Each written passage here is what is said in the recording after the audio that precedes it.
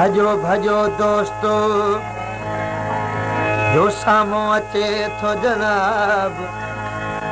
अल केतिरा उसी मरींदो अल केतिरा थींदो कवाब बराबर जो जो मुंह ते नकाब को न थस कंबरानी चवे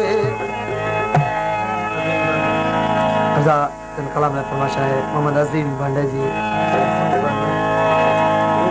सूफ भंडे जी सेठ सुमर कासाई जी आई अलनवाज पे चूहे जी अज खोलियो वने तो नकाब खुदा पियो खैर करे अल कंहिंखे कंदो कबाब खुदा खैर करे अज खोलियो वने तो नकाब खुदा पियो खैर करे अल कंहिंखे कंदो कबाब खुदा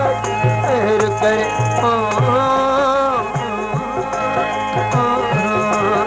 अज खोलियो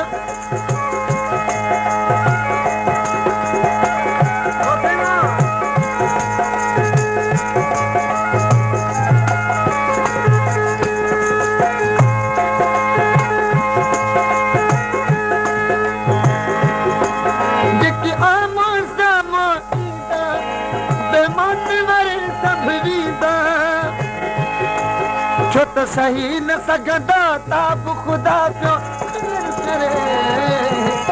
अल कंहिंखे कंदो कबाब खुदा खैर करे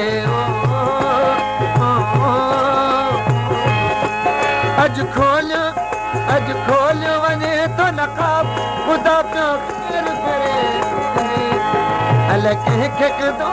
कबाब खुदा खैर करे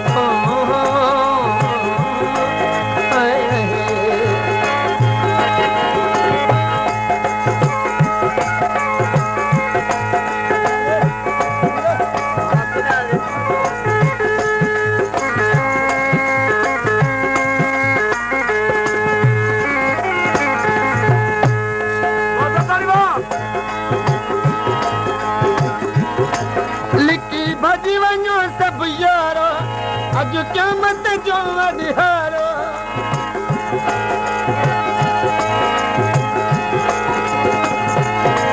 लिखी भॼी वञो सभु यारो अज क़यामत जो अॾहारो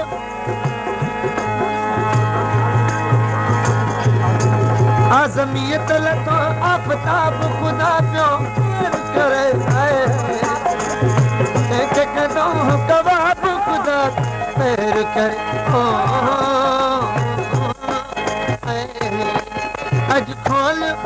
अज खोलियो वने तो नकाब खुदा पियो खैर करे अल कंहिंखे कंदो कबाब खुदा पियो खैर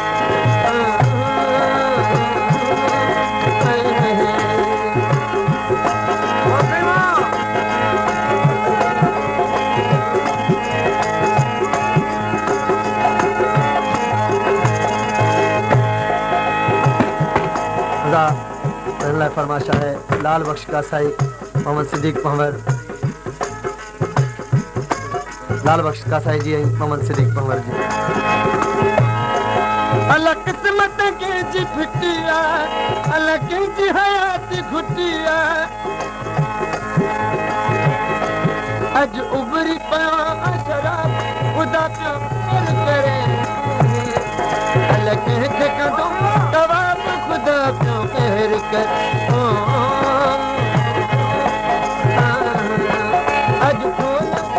अज खोलियो वने तो नकाब खुदा पियो खैर करे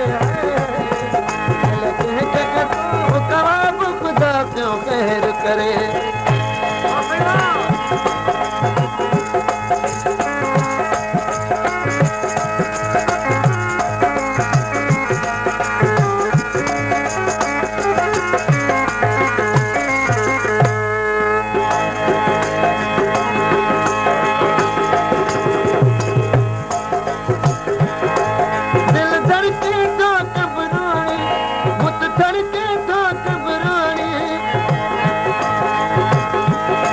छो त कावड़ में अजनाब खुदा खैर करे